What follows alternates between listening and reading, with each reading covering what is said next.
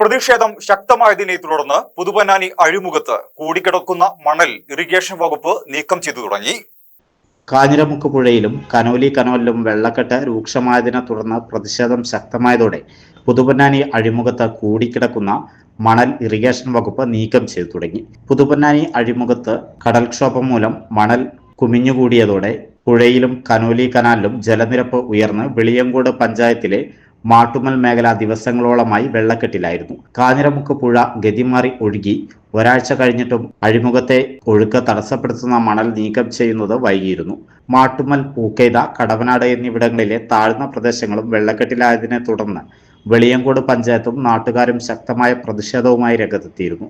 തുടർന്ന് വൈകിട്ട് ഇറിഗേഷൻ വകുപ്പ് മണ്ണുമാന്തി യന്ത്രം ഉപയോഗിച്ച് മണൽ നീക്കി തുടങ്ങി.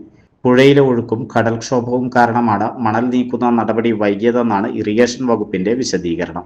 വീതിയും ആഴവും കൂട്ടി പഴയതുപോലെ പുഴയിലെ വെള്ളം ഒഴുക്കിവിടാൻ കഴിയുമെന്നാണ് അധികൃതർ പറയുന്നത്.